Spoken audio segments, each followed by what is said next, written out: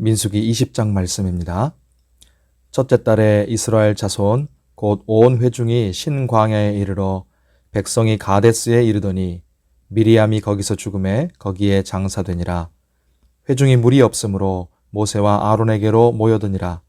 백성이 모세와 다투어 말하여 이르되 우리 형제들이 여호와 앞에서 죽을 때에 우리도 죽었더라면 좋을 뻔하였도다. 너희가 어찌하여 여호와의 회중을 이 광야로 인도하여 우리와 우리 짐승이 다 여기서 죽게 하느냐? 너희가 어찌하여 우리를 애굽에서 나오게 하여 이 나쁜 곳으로 인도하였느냐? 이곳에는 파종할 것이 없고 무화과도 없고 포도도 없고 석류도 없고 마실 물도 없도다.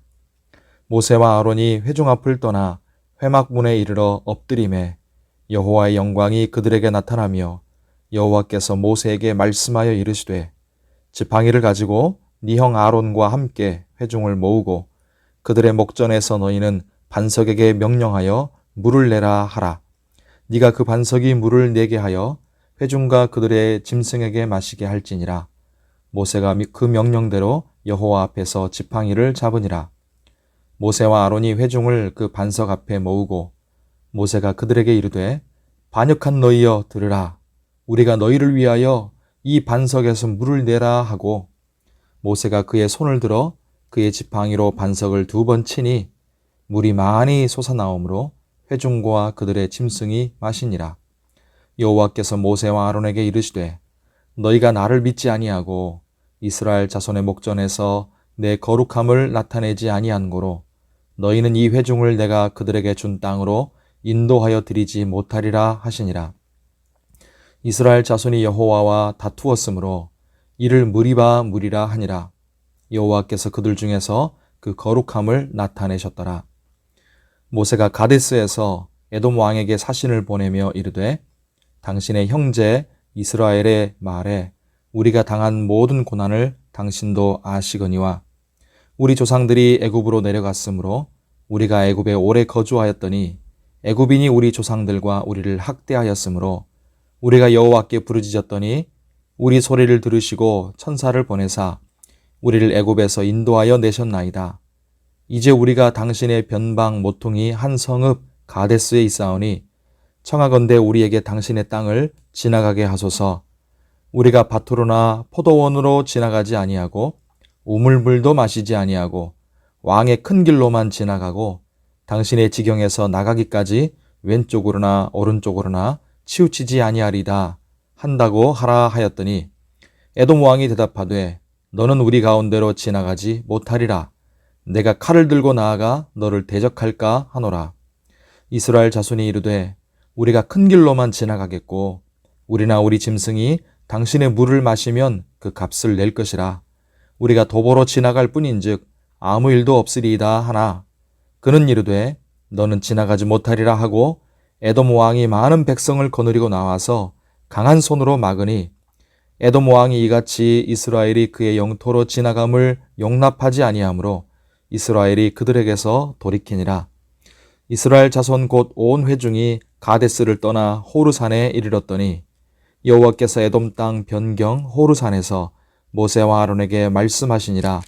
이르시되 아론은 그 조상들에게로 돌아가고 내가 이스라엘 자손에게 준 땅에는 들어가지 못하리니 이는 너희가 무리바 물에서 내 말을 거역한 까닭이니라. 너는 아론과 그의 아들 엘르아사를 데리고 호르산에 올라 아론의 옷을 벗겨 그의 아들 엘르아살에게 입히라. 아론은 거기서 죽어 그 조상에게로 돌아가리라. 모세가 여호와의 명령을 따라 그들과 함께 회중의 목전에서 호르산에 오르니라.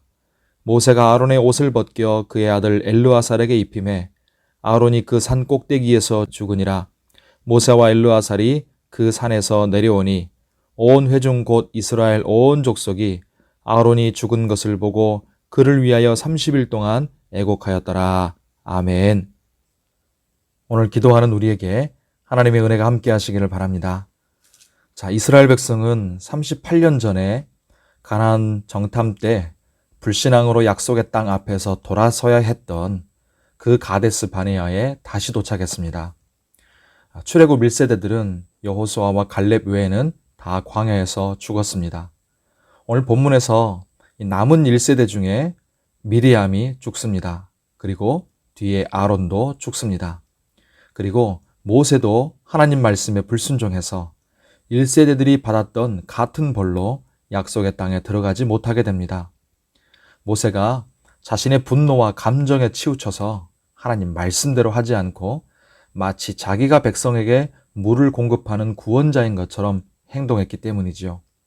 12절에 보시면 너희가 나를 믿지 않았다 그러십니다. 이스라엘 자손의 목전에서 내 거룩함을 나타내지 아니했다 그렇게 말씀하십니다.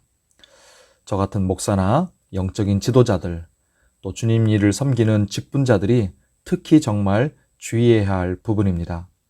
하나님 말씀대로 순종하지 않는 것은 하나님을 믿지 않는 것과 같다는 것이죠. 그리고 우리는 무슨 직분이나 일을 감당하든지 간에 내 뜻과 혈기는 철저히 죽어지고 우리 이름과 존재도 사라지고 오직 주님의 뜻과 주님의 이름만 나타나게 해야 합니다. 모든 주권은 하나님께 있습니다. 모든 영광도 하나님이 받으셔야 합니다. 주님은 흥하셔야 하고 나는 쇠어야 할 줄 믿습니다. 오늘 본문의 이스라엘 백성은 대부분 2세대들이라 그렇게 말씀드렸습니다. 그런데 전에 1세대들이 하나님께 원망하고 반역했던 가데스에서 38년이 지난 지금 2세대들도 물이 없다는 이유로 하나님을 원망하고 모세와 다툽니다. 2세대들도 1세대와 죄의 본성이 크게 다르지 않은 것입니다.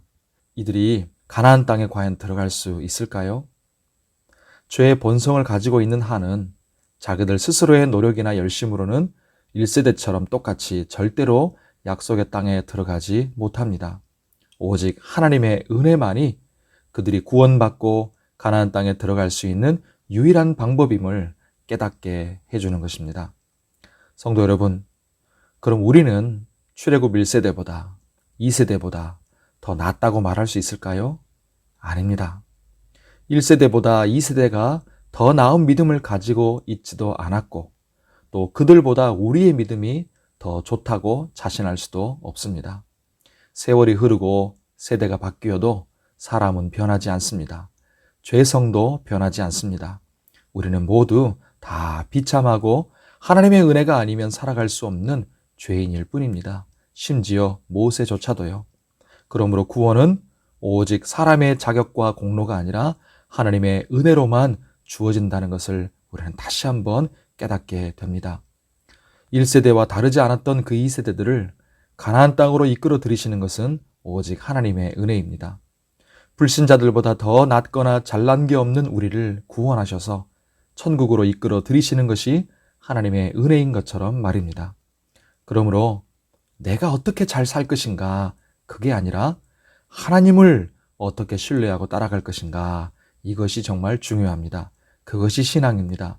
주권의 하나님, 말씀하시는 하나님, 은혜의 하나님을 오늘도 온전히 신뢰하고 순종으로 반응하는 우리의 삶이 되기를 바랍니다. 오늘도 주님의 은혜와 평강이 함께 하시기를 예수님의 이름으로 축원합니다. 기도하겠습니다. 하나님 아버지, 출애굽한 이스라엘 백성들 중에서 약속의 가나안 땅에 들어갈 수 있는 자격이 있었던 사람은 결국 한 사람도 없었다는 것을 오늘 말씀을 통해서 깨닫습니다. 오직 하나님의 은혜일 뿐입니다.